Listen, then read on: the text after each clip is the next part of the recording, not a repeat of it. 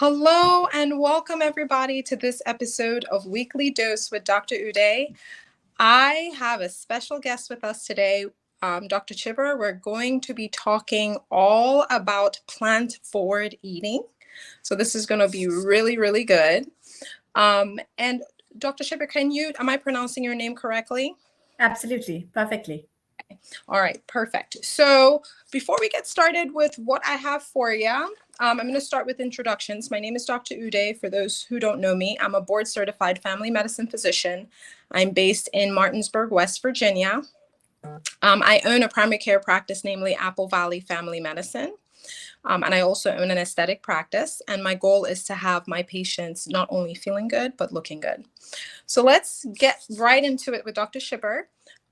She is a board certified family medicine physician. She's also board certified in lifestyle medicine, palliative medicine, and she's fellowship trained in geriatric medicine.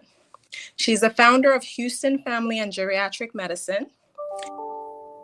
Patients to realize their full physical and mental health potential by using therapeutic lifestyle interventions.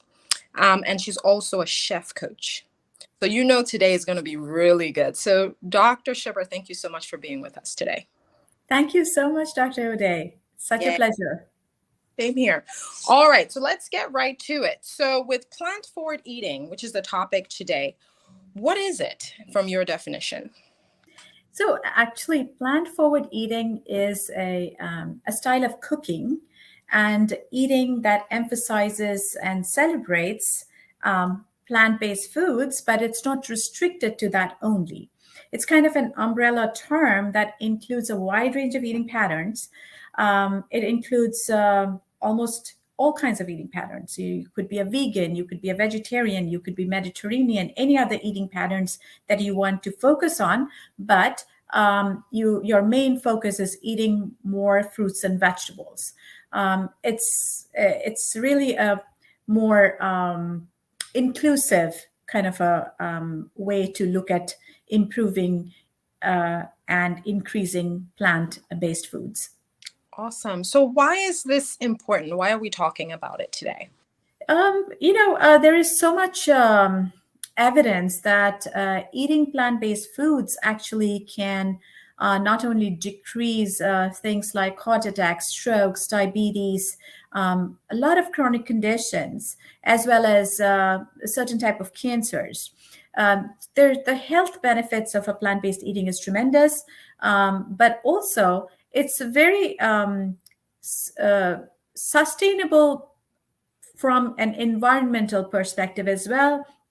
It's cheaper, so it has some financial benefits, and of course societal benefits, which is it's not just that this is something new.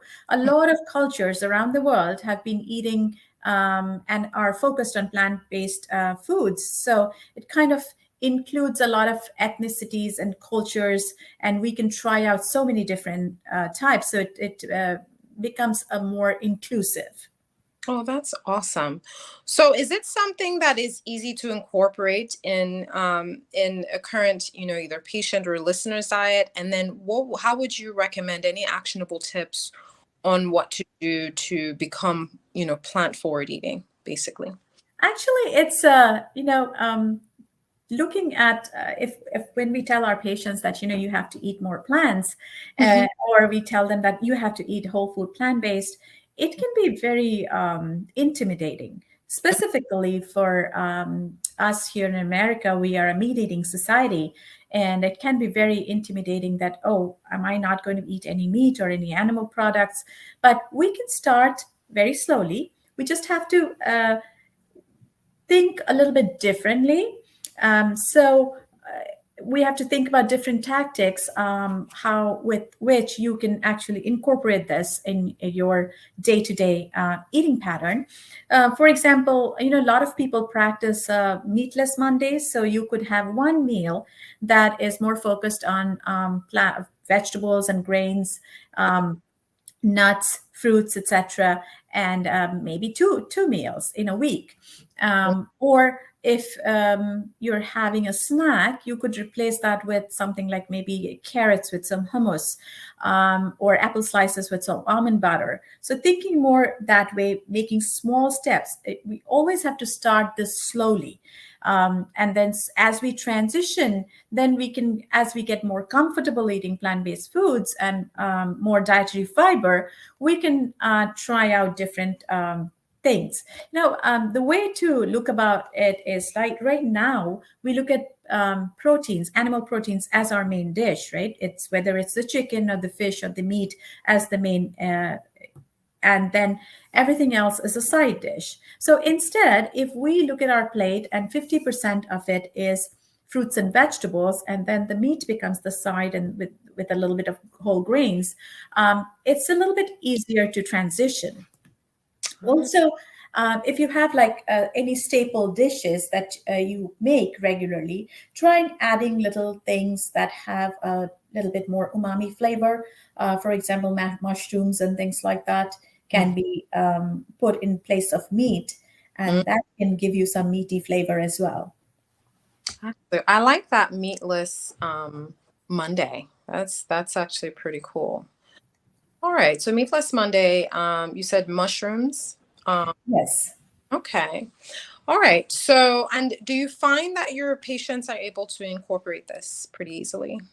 So I think the way I have them incorporate it is pretty simple. Like no matter what you're eating, right? So if somebody is eating a burger, what I tell them is, why don't you eat a cup of salad or a cup of roasted vegetables along with a cup of something like a beans or garbanzos or something like that, and that gives you so plant-based foods are very high in fiber, so actually has a lot of benefit in weight maintenance, losing weight or decreasing cholesterol, because all this fiber that you eat and all these foods that are also bulky because of the fiber kind of gives you that preloading of your stomach, and after that whatever you eat, you're not going to absorb all the fats and all the other stuff that is in there, and you don't even have to eat the whole burger. You can have like half the burger.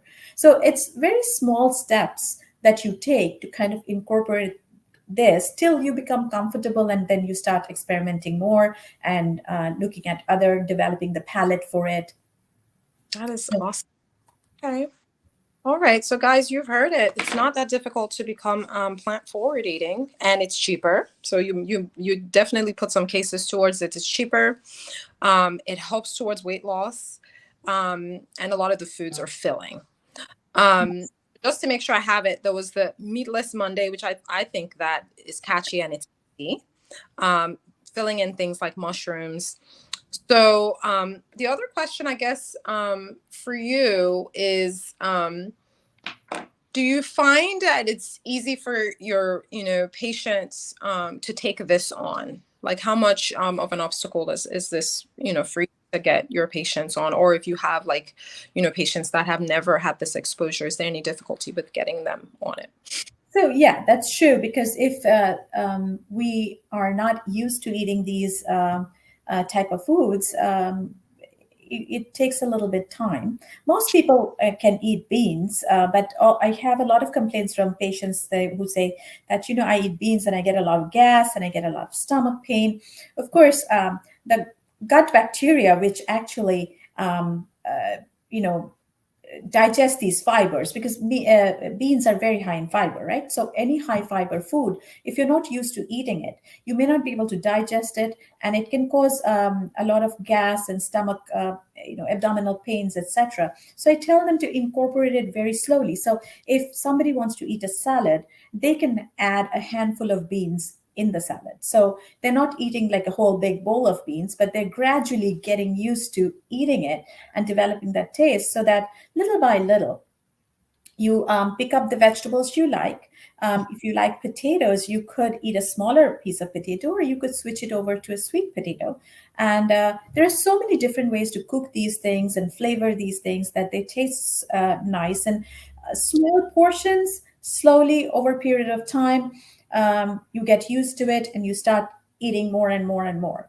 And there are so many ways of cooking these, and that most people, when exposed to, if vegetables are cooked in a really good way, most people like it. I do tell my busy patients that when you're busy and you can't cook, you can go for sheet pan meals. Like if you take a whole baking sheet on one side. There are cut vegetables available in the market nowadays, right? So if you're very busy, you don't have time to come and chop your vegetables, you can either buy frozen or cut vegetables, and you put that on one side of your baking sheet. We'll spray a little bit of olive oil or any avocado oil, just a little bit, and then salt, pepper, and any other herbs you want to put it. And the other side, on a foil, you can put a piece of maybe salmon or a chicken, and season it, and then you put it in the oven and give it some time. And you might want to take the vegetables a little bit earlier than the fish or the chicken, and then you have kind of a meal already. And if you want to add some whole grain carbs to it, either you could add some whole grain breads, or even if you can cook like brown rice. Brown rice freezes really well. So you can cook a pot in the weekend and make little containers and freeze it.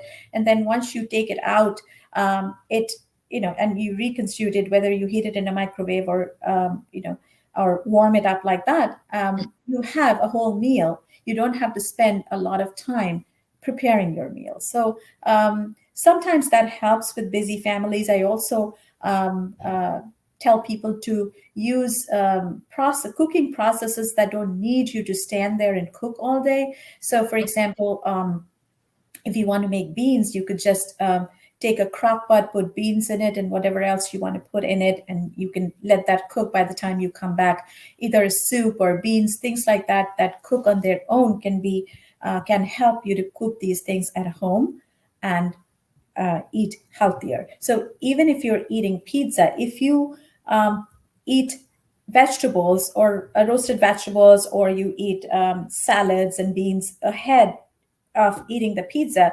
you're cutting down the amount of pizza you're eating, cutting down the amount of saturated fat you're eating. So it's kind of a balance, and slowly you develop the taste for it.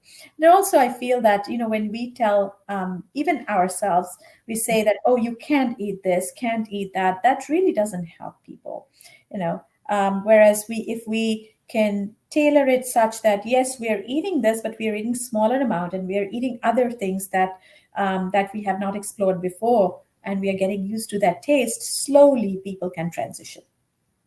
That is awesome. Those are all amazing tips. So you guys have heard it, that you can definitely fit plant forward eating into your everyday meal preparation. So thank you so much. Now I'm going to switch gears, and this is going to be more about you. I always ask, why do you do what you do, Doc? I've been a physician for a long time. I went to med school many, many years back, and I've been treating. So my journey was quite, different. I went from being a stay-at-home mom. I graduated med school, then I was a stay-at-home mom because the way we were moving. And then I, of course, did my residency, and I was doing internal medicine, geriatric, palliative care, all of that. But at that spectrum of life, I realized it's really not much I can do to help my patients. And that's when I started more looking towards, seeing my patients in the nursing homes, and with so many medications, so many medical problems. I started getting more attracted towards how to prevent these diseases. How do I help my patients so that when they're 70, they're not taking like 10 different medications. They're not having to go to 5 different specialists. And that's when I started this journey into lifestyle medicine.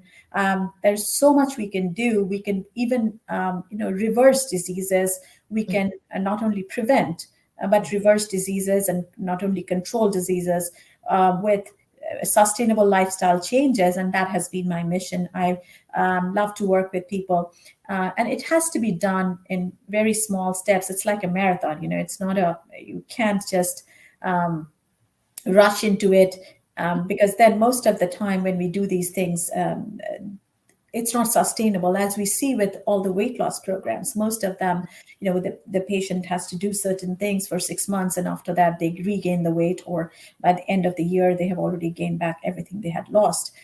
My goal is to slowly make these changes, so that we can actually have longevity, but healthy longevity, That is amazing, because that's literally, I agree with that. The main thing I always tell patients, the hard part is not losing the weight, it's keeping it off. Yes. So we definitely appreciate your service. Now, what this question is completely unrelated, but it always is very helpful to the audience. So what I do ask is, what would you tell your 20-year-old self with all the experiences that you've had? If you could go back and talk to your 20-year-old self, what would you tell them? Well, self-care. That's the biggest thing, because when you're a woman in medicine, you're not only the physician, you also wear a lot of other hats. You're a mom, you're a wife, you're a child taking care of your parents. So you often forget yourself. You're so focused on helping others. And as now I know that, like the airline rule, I tell my patients all the time, especially the ones who take care of their parents or have young children, that always remember the airline rule: wear the oxygen mask first before you help. So I feel, and right now I'm at that same journey too with my patients. I am plan forward. I'm not 100% plant-based. Trying to make sure that I get my exercise in. So yeah, that's what I would tell my 20-year-old self, that we need to not run as fast. We don't have to run as fast, and we have to practice self-care. In order to show up 100%, we have to fill our cup too. Oh, that's beautiful. I'm pretty sure that's definitely going to help someone. Thank you so much. So, how can people find you or connect with you? I can. My website is www.hfgmed.com. I work with MDVIP, so you can find me on their website as well. My Instagram is lifestyle doc 21. I'm pretty available on. I have a Facebook page as well with my Suparna Chhibber MD, so people can find me.